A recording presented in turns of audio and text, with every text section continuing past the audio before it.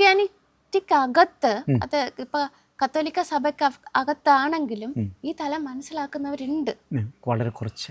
പക്ഷെ അവർ പുറത്തോട്ട് വന്ന് പറയുന്നില്ല. അങ്ങനെ 150 സിസ്റ്റേഴ്സിനെ ഞാനിത് പഠിപ്പിച്ചെങ്കിലും അവർ ഈ വ്യായാമമൊക്കെ ചെയ്യാൻ പഠിച്ചു.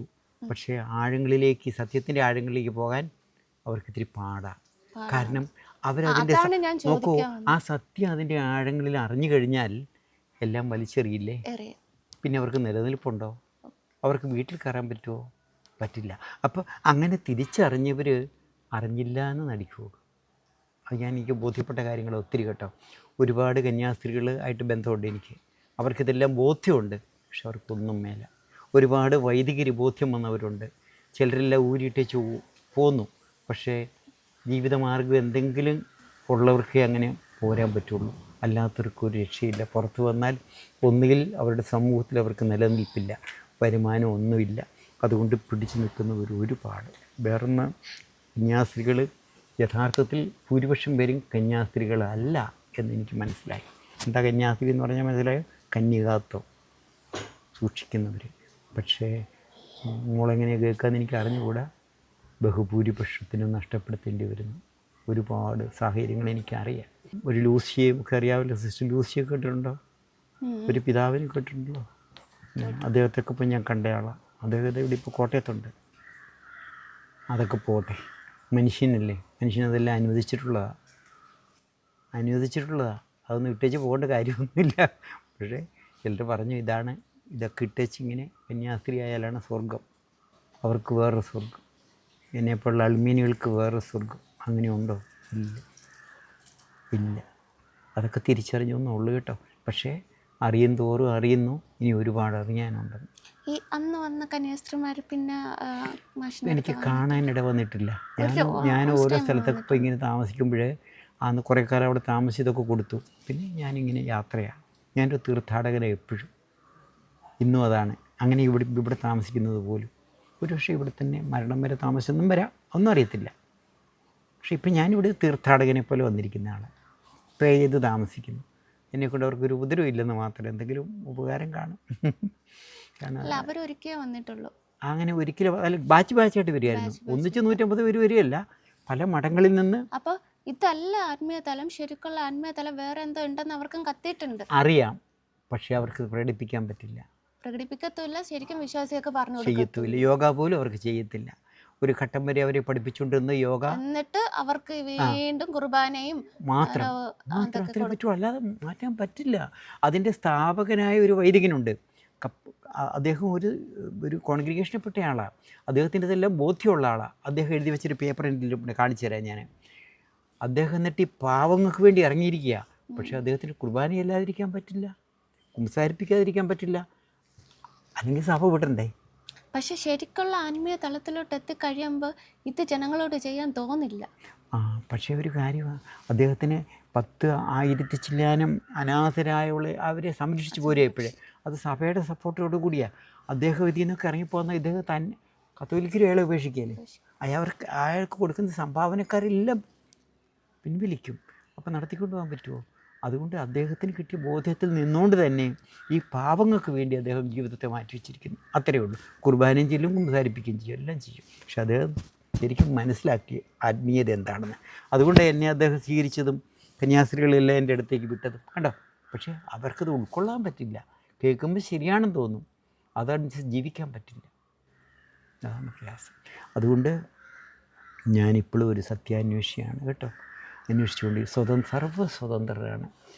ഒരു പക്ഷേ മോക്ക് പോലും എന്തെങ്കിലും അതിരുകൾ കണ്ടേക്കാം, എനിക്ക് അറിഞ്ഞുകൂടാ. ഏതെങ്കിലും സഭയിലെ വലിയ വിശ്വാസിയായിരിക്കാം. എന്നെ സംബന്ധിച്ചിപ്പോൾ ഞാൻ സർവ്വസ്വതന്ത്രനാണ്. ഒന്നിനും അടിമയല്ല, ആർക്കും അടിമയല്ല, ഒരാൾക്ക് മാത്രം. അതും അടിമയല്ല, യേശു എൻ്റെ ഗുരുവാണ്, എൻ്റെ സുഹൃത്താണ്. ദൈവത്തിന് ഞാൻ അടിമയല്ല. ദൈവം എൻ്റെ അപ്പച്ചനാണ്. അപ്പച്ചനെ അടിമയാണോ? അപ്പച്ചൻ എനിക്കത് വേണം എന്നൊക്കെ പറയാവുന്ന ആളല്ലേ. എനിക്ക് അപ്പച്ചൻ എനിക്കത് തരണം അല്ലേ, അതാ അപ്പച്ചൻ. അടിമയല്ല, ദൈവത്തിനും അടിമയല്ല ഞാൻ, ക്രിസ്തുവിനും അടിമയല്ല.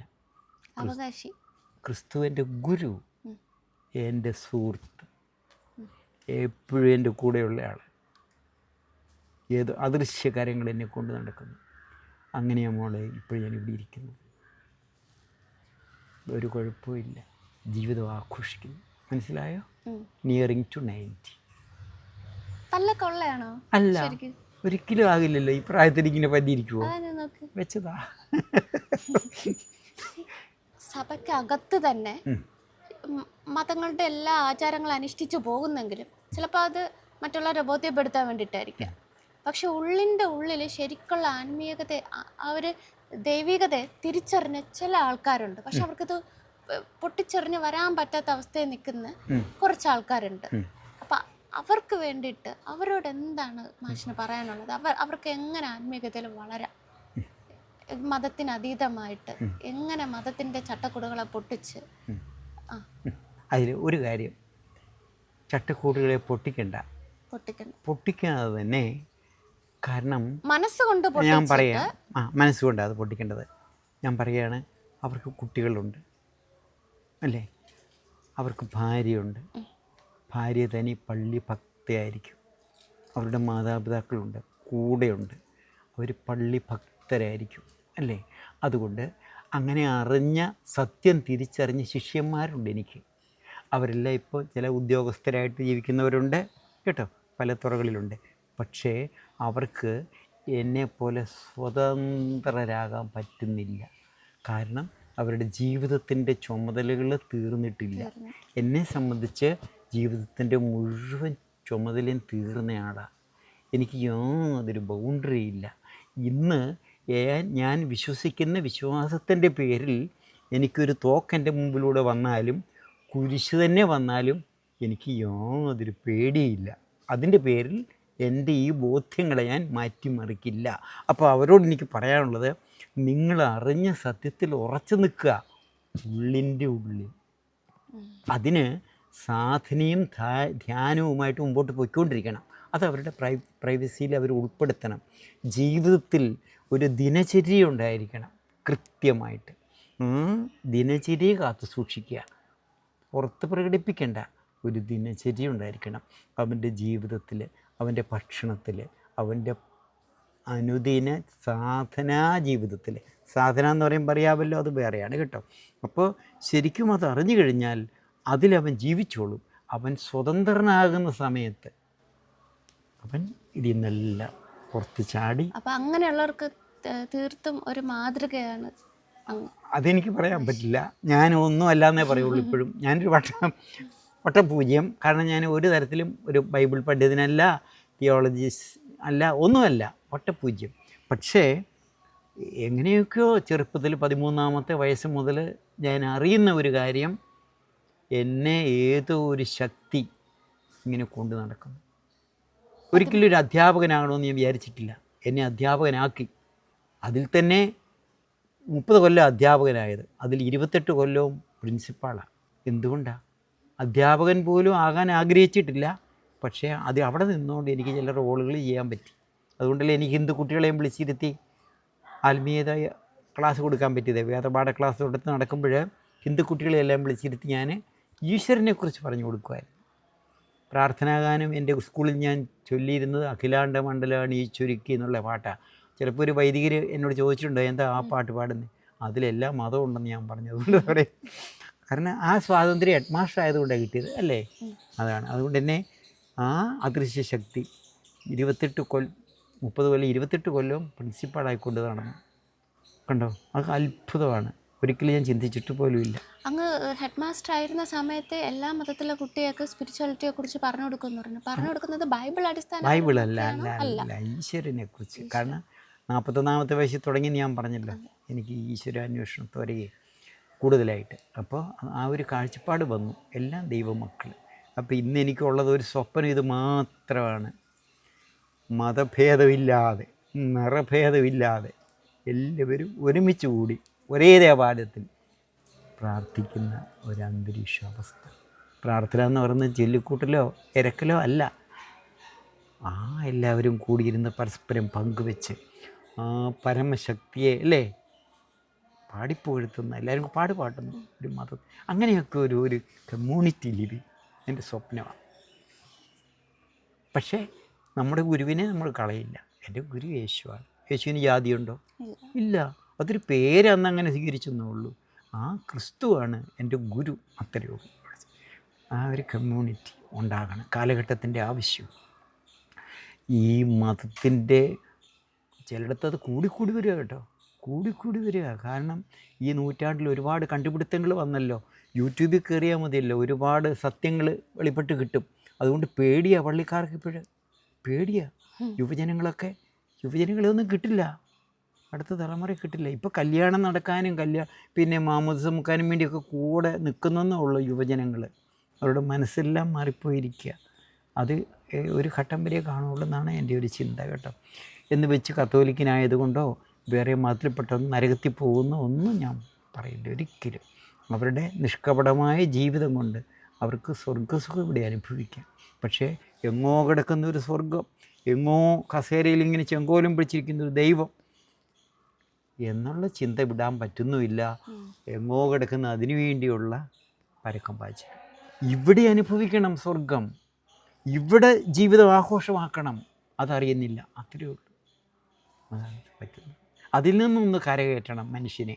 അതിന് ചില അവതാരങ്ങൾ ഉണ്ടാകുന്നുണ്ടല്ലോ. അത് ദൈവം ഓരോ കാലഘട്ടത്തിൽ ഓരോരുത്തർ നിയോഗിക്കും, സംഭവിക്കും എന്നാണ് എൻ്റെ വിചാരം. എനിക്കിനി അധികം സമയമില്ല. കാരണം എനിക്കിനി എന്നെ ഒന്ന് നന്നാക്കണമെന്നും കൂടുതലേ എനിക്ക് നന്നാകണം. എനിക്ക് ആർക്കും ദ്രോഹമില്ലാതെ വളരെ ശാന്തമായി എൻ്റെ അന്ത്യത്തിലേക്ക് അടുക്കണം. പിന്നെ ദൈവം തരുന്ന ഈ ആരോഗ്യവും ആയുസ്സും എന്തെങ്കിലുമൊക്കെ നന്മകൾ ചെയ്ത് പോകണം എന്നാഗ്രഹിക്കുന്നു. വെറും തിന്നുകുടിച്ചിരിക്കാതെ. സാഹചര്യം അങ്ങനെ വന്നാൽ കേട്ടോ, എന്തെങ്കിലും നന്മകൾ ചെയ്ത് ശിഷ്ടജീവിതം മാറണം. ഇന്ന് ഈ നിമിഷം ഇപ്പോൾ എനിക്കൊരു അറ്റാക്ക് വന്ന് മരിക്കുകയാണെങ്കിൽ ഐ ആം സോ ഹാപ്പി. അല്ല, അങ്ങ് പറഞ്ഞില്ലേ ശിഷ്ടകാലം ഇനി അങ്ങേക്ക് കുറച്ചും കൂടെ ഈശ്വര ചൈതന്യത്തോടടുത്ത് ജീവിക്കണമെന്ന് പറഞ്ഞിരുന്നില്ലേ?